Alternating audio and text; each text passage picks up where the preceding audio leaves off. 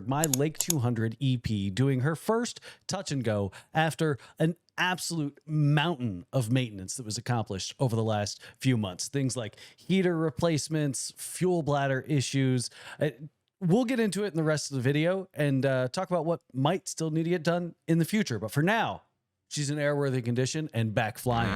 Here we have Ruth Bader Wingsburg holding short of runway 2, ready for takeoff. Now, this has been an absolute journey getting this aircraft back into an airworthy condition.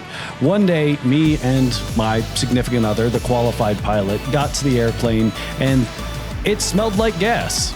There's no other way to put it. The airplane reeked of gas in the cabin, which obviously isn't an aircraft that you want to take flying. And after about 15 hours of searching and taking every panel off of the inside and outside of this airplane, we whittled it down to the fuel bladder. Literally the worst place that you could get a fuel leak from. Now you may be asking yourself, why is that the worst place that you could get a fuel leak from, Cheese Pilot? That seems like a pretty simple process. It seems like a pretty simple pull the thing out, put a new one in, and you should be back on your way, right?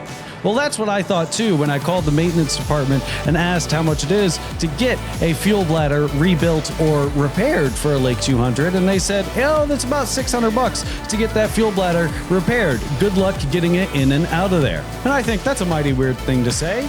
It's a fuel bladder. How hard could it honestly be?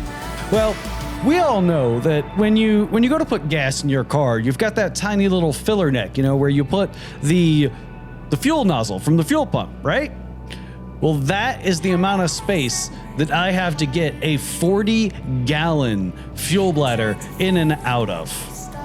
A 40-gallon bag needs to come in and out of a hole that's supposed to only fit a fuel nozzle.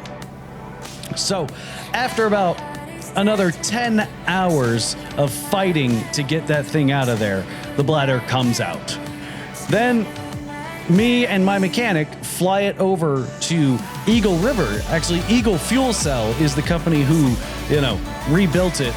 So shout out to Eagle Fuel Cell for getting some amazing work done.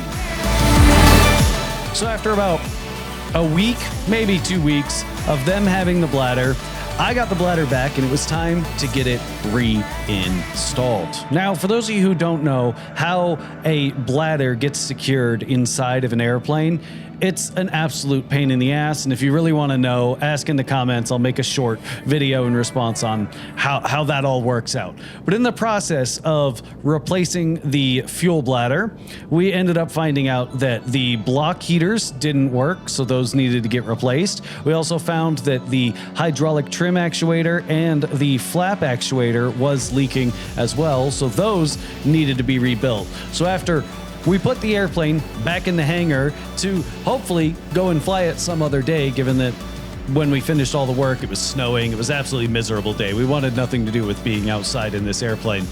I slipped and fell into one of the antennas, completely breaking it off, meaning that even if the weather was good, we still weren't going to go fly because I had just completely snapped off the radio antenna, meaning that we weren't going to be able to talk to anybody out flying around, anybody on the ground, or if we did want to go to somewhere like Green Bay, we wouldn't have been able to talk to them at all. So another $400 later and 3 bolts and some sealant, we got a new antenna on, and now she is finally flying absolutely beautifully.